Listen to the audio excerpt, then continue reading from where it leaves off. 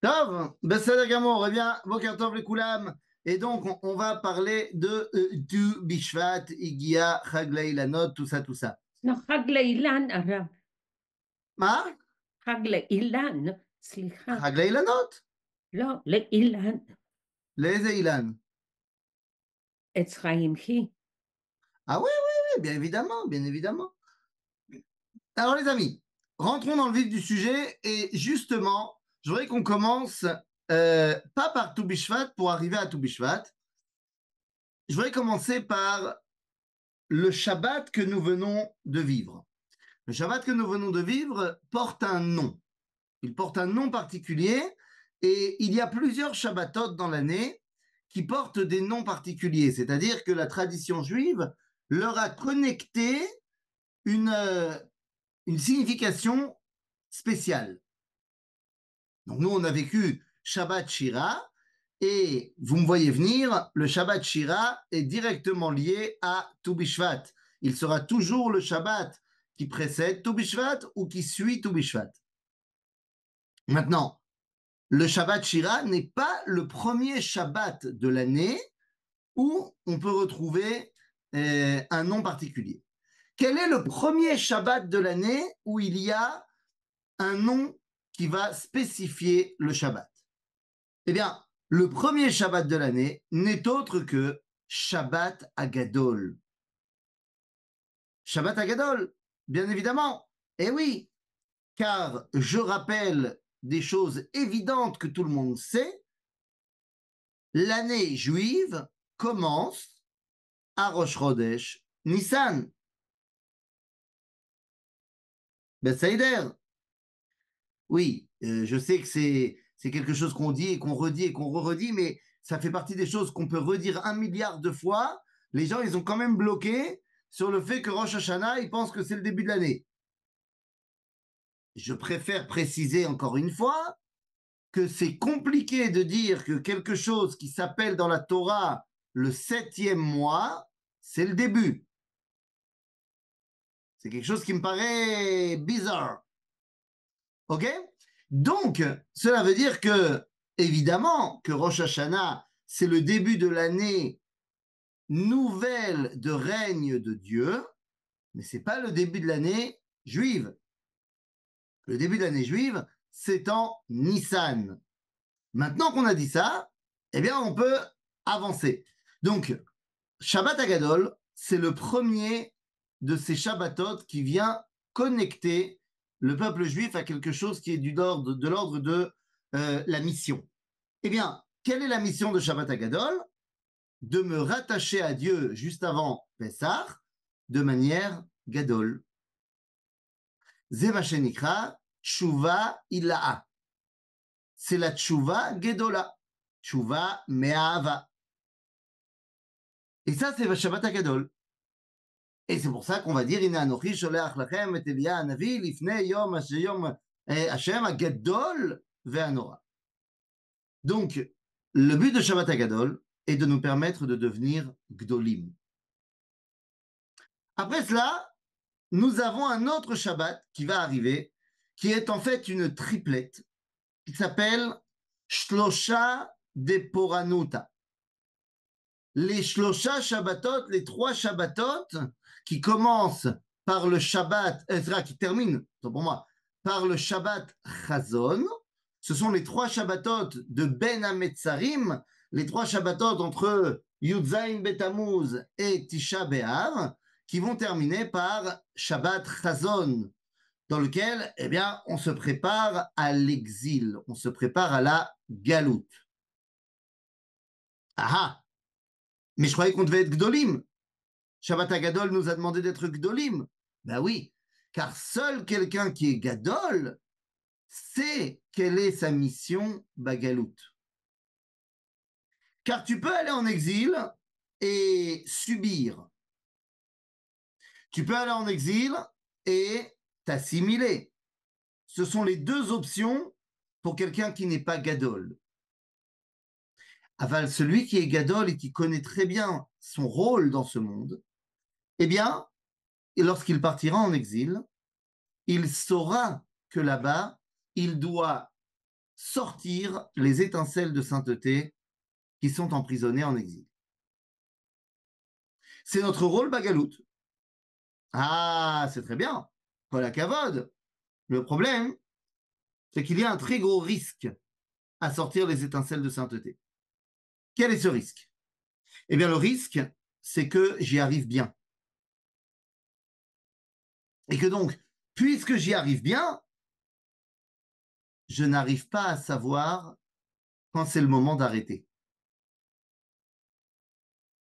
Et ça, c'est un risque qui est totalement vrai aujourd'hui, en 2025, où tu as encore des rabbins qui pensent qu'il y a des étincelles de sainteté à les ramener.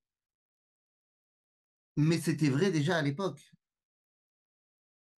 À l'époque de Rava, par exemple. Rava dans le Talmud, qui nous dit, moi, j'ai peur, comme de la peste, on l'a déjà dit 12 fois, hein, donc aujourd'hui on ne fait que de... On radote. Aujourd'hui on radote. Rava nous avait dit, Yete velo achmine, que le Mashiach vienne, pourriez-vous expliquer étincelle de sainteté? Ça, c'est une question qu'elle est bonne. Oui, je peux expliquer étincelle de sainteté. La Kedusha se trouve évidemment dans le monde que Dieu a créé. Elle est portée par le peuple juif, mais elle est également portée par des fractions chez les nations. Et donc, le rôle du peuple juif en exil est de savoir dévoiler ces différentes étincelles, ces différentes fractions de sainteté pour pouvoir les récupérer et les élever. Exemple, lorsqu'on est sorti d'Égypte, on a élevé, je donne deux exemples, deux étincelles de sainteté de l'Égypte, à savoir l'or de l'Égypte. L'or de l'Égypte qui est devenu l'or du Mishkan, mais qui, et on a également sorti les bijoux totems de l'Égypte, à savoir le serpent qu'on place ici et ici, qui va devenir les téphilines chez nous. Donc c'est ça, par exemple, c'est ça, sortir des étincelles de sainteté. Maintenant, il y a une autre mission très importante, c'est de ramener le peuple juif. Le peuple juif part en exil pour faire un boulot. Mais il faut également qu'à un moment donné, le peuple juif, il reparte d'exil. Et donc, il y a des rabbins qui vont te dire, attends, s'il y a encore des juifs à aller sauver, je peux pas partir. C'est-à-dire, Rava va donc nous dire, moi, j'ai peur de l'époque messianique. Pourquoi j'en ai peur? Eh bien, tout simplement parce que je sais que juste avant l'époque messianique, il y a ce qu'on appelle Chevlei Mashiach, les douleurs de l'enfantement messianique. Or, alors lui, il ne sait pas comment ça va s'appeler. Il sait que ça va arriver avant la Géoula, mais il ne sait pas exactement ce que ça va être. Nous, qui avons la chance de vivre après la Géoula, c'est-à-dire que la Géoula a déjà commencé, eh bien, nous savons ce qu'est devenu Chevlei Mashiach. Chevlei Mashiach, c'est la Shoah. Et donc, Rava a très peur de la Shoah. Arrive à Baye, son binôme d'études, et lui dit, mais enfin, Rava, tu sais très bien comment est-ce qu'on peut avoir l'antidote contre la Shoah. Zetora vemaasim tovim. Et là, Rava ne répond pas. Comme s'il était en train de lui dire, non, non, non, non, non, non. C'est pas ce qui va te sauver. Tu peux avoir Torah ou Maasim Tovim quand la Shoah elle arrive, ça marchera pas. Bon, alors, quelle est l'autre solution? Ah ben, je la connais, l'autre solution. L'autre solution, c'est d'être en Eretz Israël. Pourquoi je dis ça? Eh bien, tout simplement parce que nous dit le livre de Daniel que lorsque va arriver cette époque messianique, eh bien, il y aura un moment qui sera Et Sarah le Israël, Asherlon Yeta. Un moment de terreur, de douleur, de mal pour l'Israël qui n'a jamais eu lieu. Enfin, qui n'avait jamais eu lieu avant. Et à tel point qu'on va nous dire Ki bachutz yeshakel cherev ou bachadarim eima. Qu'à l'extérieur, l'épée va frapper sur le peuple juif et à l'intérieur, il y aura la crainte terrible. Bah, c'est exactement ce qui s'est passé durant la Shoah, où l'épée a frappé le peuple juif à l'extérieur d'Israël, et en Eretz Israël, il y a eu une peur panique que Rommel arrive à arriver avec la Afrika Korps en Eretz Israël et détruise les 400 000 juifs qui habitaient en Eretz Israël à ce moment-là. Finalement, ça n'a été qu'une crainte, parce que Rommel a été arrêté à El Alamein, et donc, il n'est pas arrivé en Eretz Israël. Alors, c'est très bien, si Rava connaît la solution, il n'a qu'à prendre son billet d'Elal et venir. Et Rava nous dit, j'ai peur, Shema Yigrom Achet. Tout ce que je vous dis là est marqué dans le traité de Sanhedrin à la page 98, bien sûr. Il dit Shema Yigrom Achet. J'ai peur que la faute ne m'en empêche. Mais quelle faute? Rava, c'est pas un mec qui fait des fautes. C'est pas comme si il faisait des fautes très graves du genre il fait pas la bracha avant de manger un chewing-gum. Ça, c'est sûr que Rava, il fait la bracha. Alors, c'est quoi la faute? Eh bien, la faute, nous dit Rava lui-même. Comme l'a expliqué Rabbi Yaakov Baridi, à propos de Yaakov Avinu. Yaakov Avinu, lui aussi, a une crainte. Lorsqu'il revient en Eretz Israël, il a peur que Esav ne le tue. Vaïra Yaakov meod vayetzerlo. La Gemara dit pourquoi Vaïra Yaakov meod? Dieu lui a fait une promesse. Lorsqu'il est parti en exil, il lui a dit je te promets de te protéger jusqu'à ce que tu reviennes. À ce moment-là, pourquoi il a peur? Eh bien, il a peur parce qu'il le dit lui-même. Im lavan garti va echar ad ata. J'ai vécu chez Lavan et j'ai tardé jusqu'à maintenant. Ah ah. Mais pourquoi t'as tardé? Quand est-ce que Yaakov devait repartir en Eretz Israël? Comme il le dit lui-même, lorsque Yosef naît. Lorsque Yosef naît, nous disent nos sages, Nolat sitno shel Esav, c'est-à-dire est né celui qui peut rivaliser avec Esav. Donc tu peux rentrer. Et Yaakov, il dit à Lavan, donc je pars. Et c'est là que Lavan lui dit, enfin, tu vas quand même pas partir comme ça, t'as pas d'argent. Et finalement, Yaakov reste encore 6 ans. Et pourquoi faire? Pour faire du business. Il va amasser un troupeau énorme. Nous disent nos sages, évidemment de manière exagérée, qu'il avait 600 000 têtes de bétail. C'est évidemment pas vrai, mais ça veut dire quoi? Ça fait référence au peuple juif. Que chaque brebis que Yaakov était en train d'engranger, c'était une neshama du peuple juif qui était en devenir. Et le problème, c'est que Yaakov, il a du mal à se dire c'est fini. Parce qu'il se dit, il y a peut-être encore une neshama juive qui est perdue. C'est pour ça même qu'il va retourner de l'autre côté du fleuve pour récupérer des pachim ktanim. Et c'est là qu'il va devoir se battre avec l'ange. En d'autres termes, Yaakov a du mal à savoir quand c'est le moment de partir. Eh bien, Rava nous dit, moi aussi, j'aurai cette même problématique. Je n'arriverai pas à dire, c'est le moment de faire l'alliance. Parce que je verrai qu'il y a encore des juifs qui ne sont pas encore sauvés. Parce que peut-être que je pense qu'il y aura encore des choses à sauver dans la galoute. La question est, n'y aurait-il pas un code qui nous dit, ça y est, c'est fini. C'est fini le Likut Amitzotzot. C'est fini d'aller rechercher les étincelles de sainteté. Eh bien, les amis, il y en a un. Il y a ce code, bien évidemment. Quel est ce code? Ah, mais c'est pas shoot. Nous dit la même Gemara dans le traité de Sanhedrin. Amar Rabbi Abba, toujours dans la page 97-98. Amar Rabbi Abba, En lechaketz me'ule misé. Et tu n'as pas de plus grande signe de Géoula, que c'est donc la fin de l'exil de Likut Anitzotzot, que ceci. C'est quoi? Are Israël anpechem titenu upirichem tisula ami Israël kikirvu lavo. Lorsque la terre d'Israël redonnera ses fruits en abondance, c'est le signe que le travail de l'exil est terminé. Vous commencez à voir le lien avec tout Bishvat. En d'autres termes,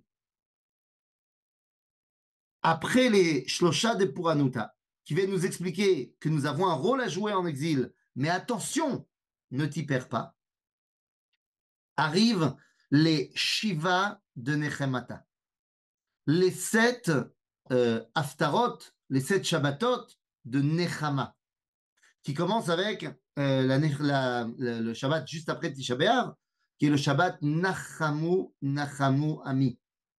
Qu'Akadosh Baruch Hu, après la destruction du temple, vient nous dire « Je vous consolerai, mon peuple, et je vous ramènerai en terre d'Israël. » En d'autres termes, les 7 Haftarot qui sont en fait échelonnés sur la fin du mois de Av et le mois de Elul, eh bien, viennent tout simplement nous dire « Ça y est, prépare-toi à partir d'exil. » Et dans ces fameux Haftarot, on retrouve tous les Chadodi. On retrouve tous les Chadodi. C'est extraordinaire. C'est-à-dire que les différents chapitres de l'Echadodi, c'est à chaque fois un passage d'une des Haftarot. Et qu'est-ce qu'il nous dit l'Echadodi? Après les 2 premiers paragraphes qui nous parlent du Shabbat, après on nous parle de la Géoula. Mikdash melech ir melucha, kumitzei mitoch ha'afecha, reviens à la ville de Jérusalem, rav l'arshevet be'emek habacha. Ah, ça suffit de s'asseoir et de pleurer. Itnahari me'afar kumi Yerushalayim. Débarrasse-toi de ta poussière de l'exil. Élève-toi. Itoreri, itoreri. Donc, on a ici toute la préparation à la Géoula. Et puis, à ce moment-là, arrive Shabbat Shuvah. Shabbat Shuvah, c'est Shuvah Tita'a. C'est la Teshuvah d'en bas. Shalom Rav, Yaakov n'est-il pas parti tout de suite après la naissance de Yosef? Eh bien, Shalom Chana, je te conseille la lecture d'un livre très sympathique qui s'appelle La Torah. Oui, parce que là-bas, c'est marqué noir sur blanc qu'il a voulu partir, mais il s'est laissé finalement convaincre par Lavan de rester encore 6 ans. Compliqué. Bekitsour. Donc, Shabbat Shuvah, c'est Shuvah Tita'a. C'est la Teshuvah d'en bas. Si Shabbat Agadol, c'était la Teshuvah de la grandeur, Keneged Abina, tel que va nous expliquer Rabbi Tzadok HaKohen de Lublin dans le livre Pri Tzadik, c'est Teshuvah Abina, donc c'est quelque chose de très élevé, vous l'avez déjà appris avec le Rav Yoel. Le Shabbat Shuvah, c'est Teshuvah Achataim. C'est le Shabbat qui précède Yom Kippour. Donc c'est le Shabbat qui va nous connecter au retour des fautes. Donc Zekatan, ça veut dire que quelqu'un a fauté. Ça veut dire, il en faut aussi. Zetchouva Ktana. Mais une fois que ça y est, j'ai pris conscience de qui j'étais. Shabbat Agadol. J'ai appris quelles étaient mes missions durant l'exil. J'ai ensuite, pendant les 7, appris comment sortir de l'exil. Je finis de me nettoyer Beshabbat Shuvah. Et enfin, j'arrive à Shabbat Shira. Et Shabbat Shira, c'est la Shira de Tu Bishvat. Alors, c'est quoi Shabbat Shira? Évidemment, on a lu Shira Tayam. C'est la Géoula. Ça y est, on sort d'Égypte. Nachod. Mais c'est bizarre qu'on fasse Shabbat Shira et pas Shabbat Bo. Pourquoi est-ce qu'on n'a pas dit que le Shabbat particulier, c'était Shabbat Bo, dans lequel, eh bien, on reçoit enfin la permission de sortir d'Égypte?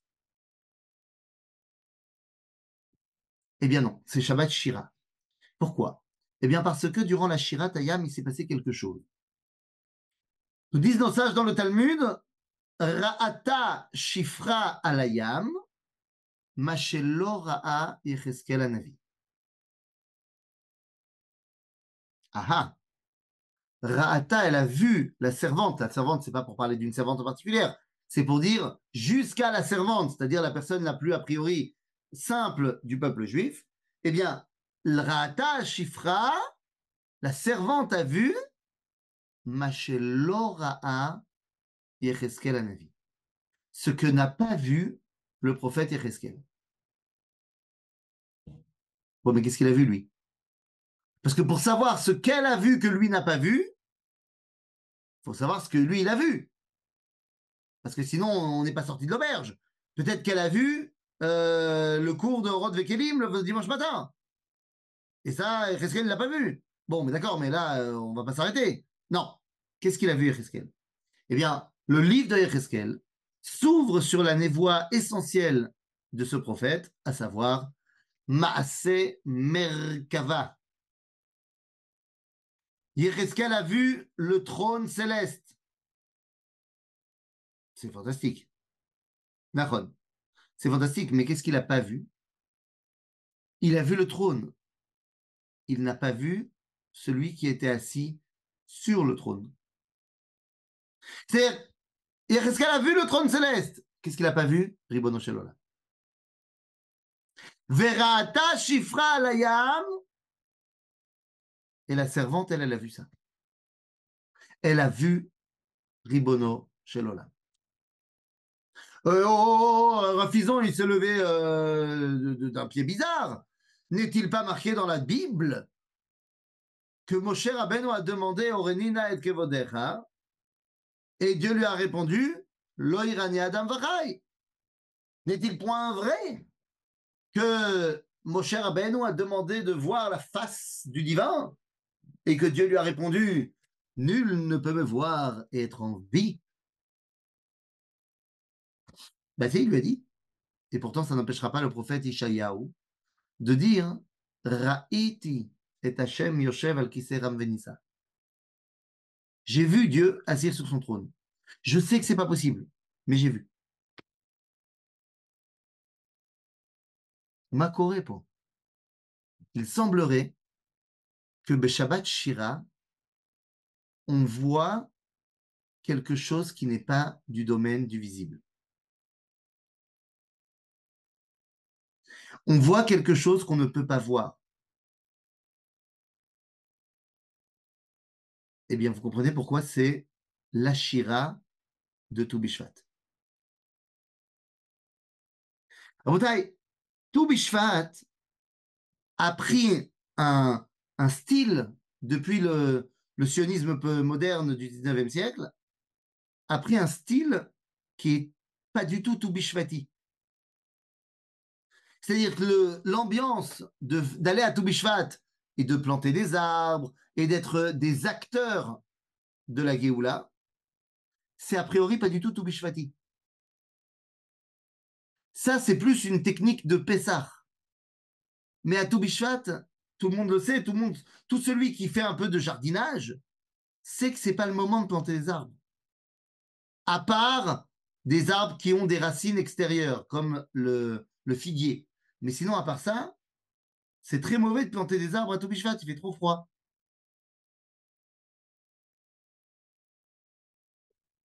Alors, c'est quoi Bishvat à l'origine? Les amis, Bishvat nous dit le Talmud à que c'est le moment où la sève remonte dans les arbres. Tout le monde le sait. Mais qu'est-ce que ça veut dire? C'est pas le moment où les fruits recommencent à sortir. Les fruits recommenceront à sortir en Nissan. Et c'est pour ça qu'on fera Birkat Ailanot.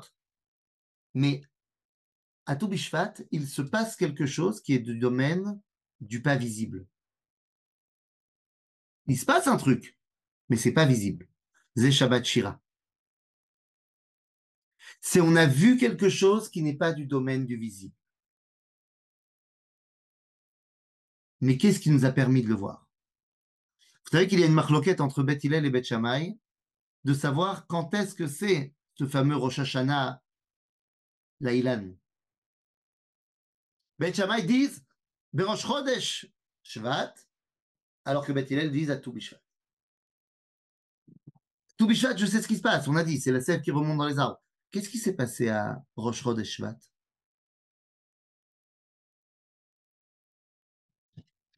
Qu'est-ce qui s'est passé Rosh Chodesh Shvat? Alors, rappelez-vous cet enseignement que nous tenons du Rav Cherki, qui tenait lui-même de ses maîtres, qui dit que si tu veux savoir ce que dit la Torah. Regarde dans la Torah. C'est révolutionnaire. Eh bien, qu'est-ce qui est marqué ici? Elle est הדברים אשר דיבר משה אל כל ישראל. בעבר הירדן במדבר בערבה מול סוף בין פרן ובין תופל ולבן וחצרות ותזהב. 11 יום מחורב דרך הר שעיר עד קדש ברנע. ויהי ב40 שנה ב12 חודש באחד לחודש. דיבר משה אל בני ישראל ככל אשר ציווה השם אותו עליהם. Les amis, Rosh Chodesh Shevat, c'est le début du discours de Moshe Besefer Dvarim. Le livre de Dvarim commence Rosh Chodesh Shvat. C'est peut-être le seul livre où on nous dit exactement quand est-ce qu'il commence. En l'occurrence, il a duré 1 mois et 7 jours, puisqu'il se termine le 7 Adar à la mort de Moshe. Mais il a commencé Rosh Chodesh Shvat. Et rappelez-vous que le livre de Dvarim était Torah Shebe'al Peh avant d'être Torah Shebirtav. Ben oui, puisque Elea Devarim Asher Diber Moshe. En d'autres termes, le Sefer Dvarim, c'est la Torah Shebe'al Peh à l'intérieur de la Torah Shebirtav. Zetou Bishvat. C'est le moment où l'essence d'Israël se met à parler de quelque chose qu'il ne voit pas, mais qu'il sait. Je ne vois pas la résurrection de la nature à Tou Bishvat, mais je sais qu'elle existe. Je ne vois pas la Géoula lorsqu'elle commence, mais je sais qu'elle commence. Et donc, une fois que je me suis connecté à Shabbat Shira, une fois que je me suis connecté à Tou Bishvat, et que j'ai en plus le signe, pour ceux qui n'arrivent pas à se connecter à l'intérieur, qui voient, j'ai le signe de la fin de l'exil, alors je peux arriver à mes 4 derniers Shabbatot, qui sont les 4 mousquetaires pour pouvoir faire la Géoula. Le premier mousquetaire, il s'appelle Klal Israël. Shabbat Shkalim. Shabbat Shkalim. Et oui, vous le savez bien, les Shkalim de Parashat Shkalim, c'est là où on devait donner le Machatzit à Shekel. Eh bien, ce Machatzit à Shekel, qu'est-ce qu'on faisait avec? Non seulement on comptait les Bnei Israël, mais en plus de ça, il servait à acheter tous les korbanot, les sacrifices collectifs. Donc, Machatzit à Shekel, c'est la connexion avec Klal Israël. Ensuite, une fois que tu es réuni avec ton peuple, tu peux détruire le mal. Shabbat Zachor. De Zachor Asher Asa Alecha Amalek. Ce n'est que quand on est tous ensemble qu'on peut détruire le mal. Une fois qu'on a détruit le mal, alors on peut rétablir le Beth Amikdash. Parashat Para, Para Adouma, pour enlever la Toum'a de ce monde et pour pouvoir retourner au Beth Amikdash. Et une fois qu'on est retourné au Beth Amikdash, que le bien réussit à régner dans le monde et que le peuple juif est authentique, alors tu as ce qu'on appelle Parashat HaChodesh, où il y a un vent de Hitratchut, il y a un vent de renouveau de la relation avec Dieu qui peut se mettre en place. Et à ce moment-là, Zéou, tu es prêt à partir en Géoula. Tou Bishvat, c'est le moment où le processus commence, même si tu ne le vois pas. Tu le sais, tu le sens, tu le ressens. Zé Tou Bishvat Igia.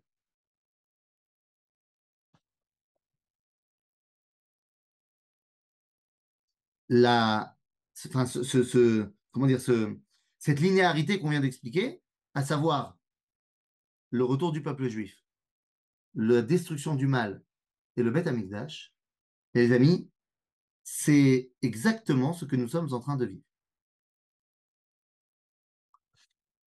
nous avons retrouvé l'unité du peuple d'Israël suite au 7 octobre. Et on ne va pas la laisser de nouveau se désagréger. Ensuite, nous avons pris sur nous de commencer à détruire le mal. Et on continue. Et on va continuer Bezrat Hashem. Et à ce moment-là, il y a même des gens parmi les nations qui viennent dire bah, finalement, c'est pas plus mal ce que vous faites. Comme un certain Donald.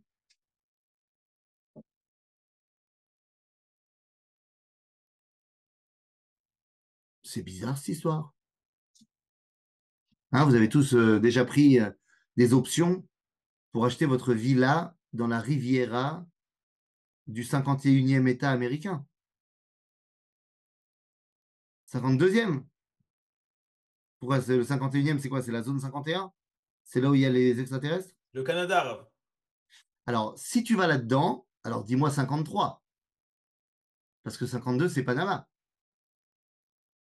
Il a dit aussi pour le Panama. Et puis si déjà 54, parce qu'il a dit aussi le Groenland. Non, l'Alaska, c'est déjà un État américain. C'est-à-dire, mais Trump, il a dit, je veux le Canada, le Panama et le Groenland. Voilà. Après, il a dit Gaza.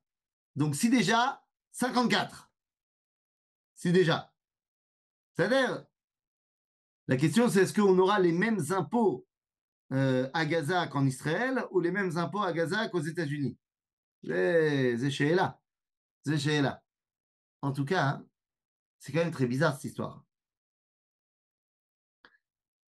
Lorsque le processus de la Géoula est lancé, on peut tout d'un coup voir des gens qui révèlent quelque chose qui est profondément ancré en eux. Je ne sais pas si Donald Trump il va réussir son projet ou pas son projet, j'en sais rien. Mais je suis persuadé que c'est pas seulement une figure de style chez lui.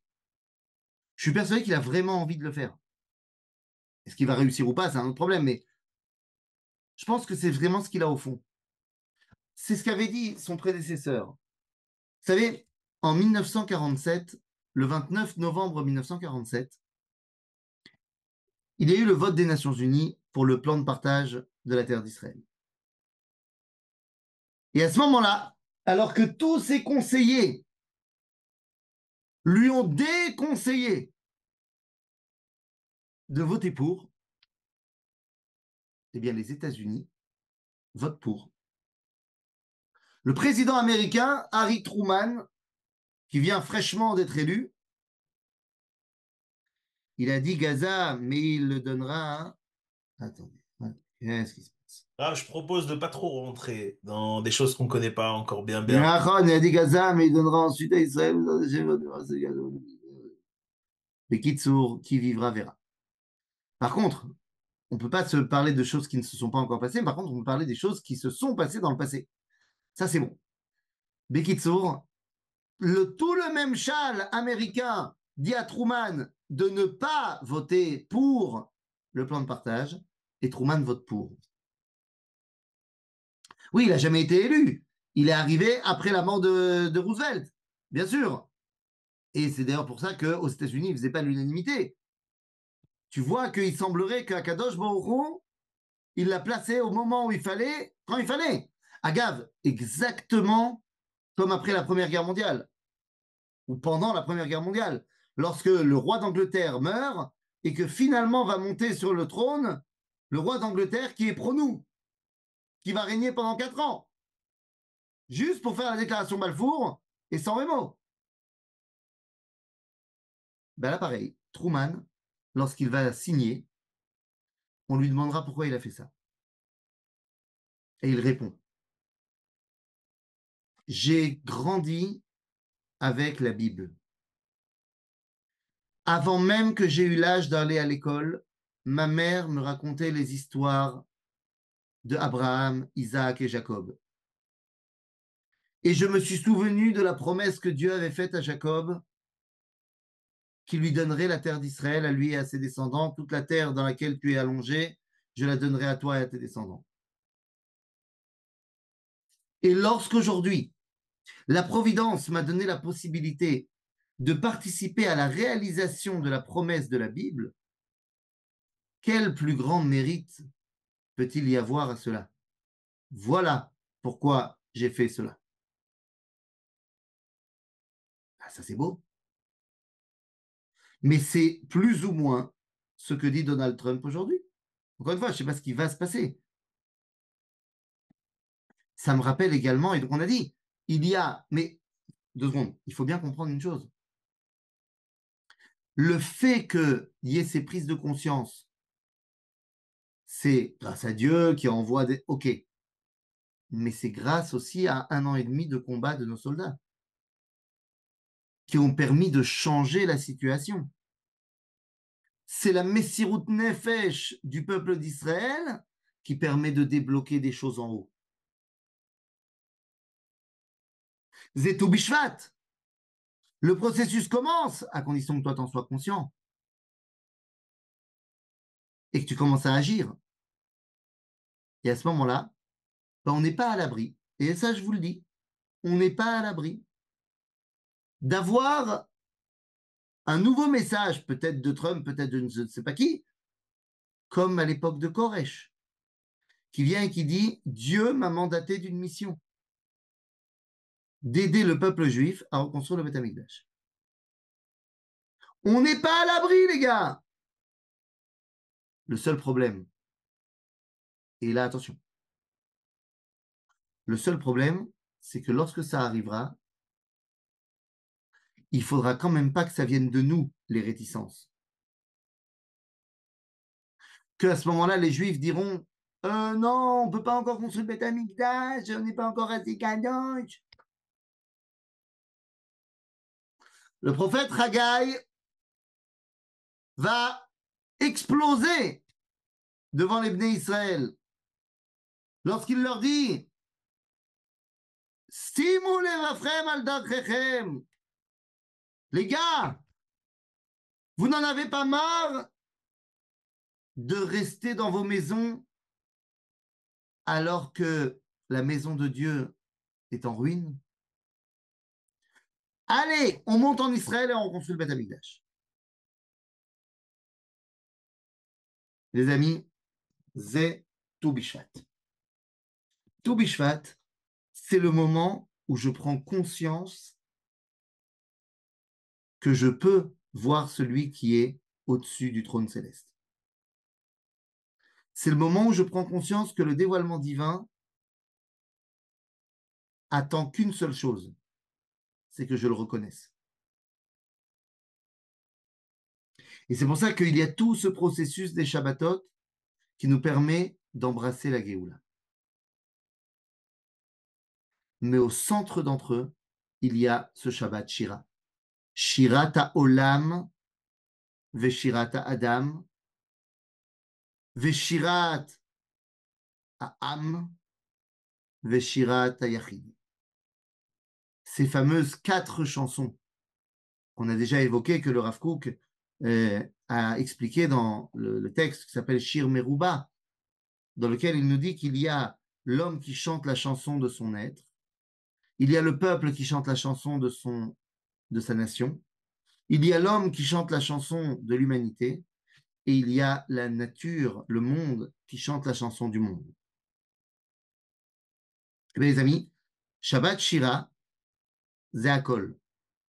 Shirat Hayam, c'est la chanson du peuple d'Israël. Mais d'un autre côté, elle est chantée aussi par le plus grand des personnages de l'histoire, Az Yashir Moshe, vous venez Israël. Et puis il y a également la Shira de Myriam, où Myriam vient nous dire que cette Shira parle à l'humanité. Ashira la Hashem ki gao ga sus verochevo ravavayam. La chanson, elle parle à l'humanité. Et puis il y a la Shira des fruits, la Shira de la nature, qui est collée à Shabbat Shira, la Shira de Tou Bishvat. Vous comprenez donc que ce Shabbat Shira vient faire la réunion de toutes ces chansons qui viennent te dire ouvre les yeux. C'est caché. C'est pas visible complètement. Ça sera visible en Nissan. Mais toi, il est temps que tu te réveilles. Et il est temps que tu vois ce que seul toi est capable de voir. Dans le livre Oroth du Rav Kook, et on terminera par là, nous dit le Rav Kook dans la partie Oroth Israël, au chapitre 5, au chapitre 8, la question est de savoir, enfin au chapitre 5, paragraphe 8, la question est de savoir est-ce que le peuple d'Israël est fondamentalement différent des nations, ou alors est-ce qu'il est les nations, enfin il est une des nations, avec une spécificité juive. Le Rav Kook explique que finalement, Am Israël, bien qu'à l'origine, on aurait dû être une des nations, dans les faits, comme les nations n'étaient plus capables de porter le dévoilement divin, eh bien, Am Israël est devenu fondamentalement différent. Et quelle a été son essence différente?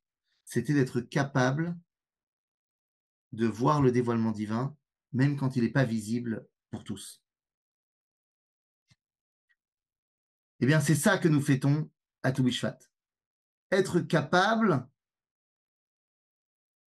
de chanter, être capable de reconnaître le dévoilement divin avant qu'il ne soit visible pour tous. האם לא נצטרך לשיר שיר חדש על גאולתנו ועל פדות נפשנו? בוודאי, בוודאי, on l'a fait quand on a chanté le Hallel Yom HaAtzmaut. Et on le fera encore lorsqu'on va chanter à la construction du Beth Amikdash, Be'ezrat Hashem, Bimera, Biyamenu, Amen! Boum! Et ça, c'est du timing. J'invite les élèves qui ont des questions à lever la main et à poser leurs questions. Je vois qu'il prend un Dan, Bechavot. Oui, je suis là, Rafizon. Je viens par rapport à la date du 15. On a appris que le 25 qui se lève, c'est Hanouka, et ça correspond au 25e mot de la Torah, la lumière. Et pourquoi on a le 15 Shvat, le 15 Adar, le 15 Nissan? Ça signifie quoi le 15? Alors, le 15, j'ai pas besoin d'avoir une pirouette de mots dans la Torah, pour la simple raison que les fêtes doivent être le 15, puisque le 15, c'est le jour du Milouï Ayareach, c'est le jour où la lune est pleine, c'est-à-dire c'est Tokpo chez la Chodesh, c'est l'essence même de ce mois, c'est la force de ce mois. Et donc, chaque fête qui correspond à un dévoilement divin, eh bien, s'il y a bien un moment donné où elle doit arriver, c'est le 15 du mois. C'est pour ça qu'il y a le 15 Shvat, il y a le 15 Adar, il y a le 15 Adar Sheni, si jamais il y a deux Adar, il y a le 15 Nissan, il y a le 15 Iyar, Pessar Sheni, il y a le 15 Tishri. C'est-à-dire que les fêtes sont censées être le 15. Par rapport à la pleine D'accord. lune, c'est ça? La pleine lune, exactement. Toda. Question de Yochevet. Oui, vous m'entendez? Bonjour. Oui. Oui. Et c'est davantage une réflexion, Ravitan, qu'une question. Ce que vous dites me fait réfléchir à l'idée d'action, à la notion d'action et au Shabbat. Pourquoi? Par quel chemin se formule référence à que la servante a vu ce que le prophète Ézéchiel n'a pas vu. Et davantage la lecture autour de la notion de servante comme cet endroit de la perception et du lien à l'action, puisque la servante, elle est liée aux mains, au fait d'agir par les mains. Et il y a ici l'idée d'éloignement de la réflexion et du fait que même à cet endroit-là où c'est l'action qui prime, et on est invité à regarder l'action, à faire l'action, à agir, et la conscience et la perception de la Géoula se fait ressentir. Et ceci est en lien aussi avec Shabbat, dans la mesure où il y a dans le concept, dans la notion de Shabbat, quelque chose qui a lien avec l'action et avec l'invitation à réfléchir à l'action autour de la maison. Le Shabbat, et on a les melachot, les travaux interdits, qui dans l'enseignement, je pense, on pourrait revenir à l'enseignement aussi dans les cours à Orot Vekelim. Quels sont ces 39 travaux interdits? Comment ils ont été définis? En quoi cela nous amène à réfléchir au fait de habiter, à la notion de habitat, de logement? Qu'est-ce que c'est le fait d'habiter, Shkuna, et à la façon dont nous habitons passe des cours sur le Shabbat, en fait. Non, je sais, David, je sais. Ça, c'est Non, par moi réverbération. je suis Ça d'accord. tourne autour de Shabbat, de agir, de habiter. Qu'est-ce que ça veut dire aujourd'hui habiter? En quoi nous habitons notre terre et comment nous respectons cet habitat qui nous est donné? C'est aussi ça, Tou Bishvat. Eh En tout bien, cas, je souscris. fait entendre l'enseignement que vous donnez maintenant. Je souscris. Et pour les cours de Shabbat, vous voyez avec David, Et je vais moi, avec je le ne suis qu'un rapidon. serviteur. Je ne suis que la chifra de David. Oh la vache. Parce que j'ai beaucoup de travail à faire à la maison, entre vous et moi. Ah oui, Il faut refaire toutes les vitres. il y a beaucoup Arabe, de travail à faire. il y a une question dans le chat. Daniel Martin, est-ce qu'il y a quelque chose de spécial à faire à Shabbat Shira? Qu'est-ce qu'il y a de spécial à faire à Shabbat Shira? Il y a plusieurs minagim qu'on peut faire. Évidemment, de chanter Shiratayam, même pour ceux qui ont l'habitude de ne pas la chanter, les autres tfilotes. Il y a des minagim de mettre une assiette avec des morceaux de pain pour les oiseaux, faisant référence à la manne. Il y a également des minagim de lire Parashat Haman, soit durant la semaine de Shabbat Shira, soit pendant le Shabbat Shira. Oh. Et Arabe, qu'y a-t-il à faire? Est-ce qu'il y a le seder de Tou Bishvat, à part le seder, j'allais dire, normal, qu'on va envoyer aux élèves, il y a quelque chose en plus à faire? D'abord, Mazé, le seder normal. Il n'y a pas de seder normal. Il n'y a pas d'obligation. Encore une fois, halachiquement parlant, il n'y a aucune obligation à Tou Bishvat, si ce n'est de ne pas dire Tachanoun. Ok, c'est marqué dans le Shulchan Aruch qu'on ne dit pas Tachanoun à Tou Bishvat. Mais pour traduire, pour ces élèves. On ne fait pas les supplications. Mais à part ça, il n'y a rien à faire, halachiquement parlant. Et après, il y a tous les minagim de manger des fruits et de faire tout un seder al pi hamekubali, mes 4 coupes de vin, et du blanc et du rouge, et des fruits comme ci et des fruits comme ça. Mais ça, j'imagine que le Rav Cherki et le Rav Joël vous expliqueront en long, en large et en travers c'est quoi le seder. Question de Meira.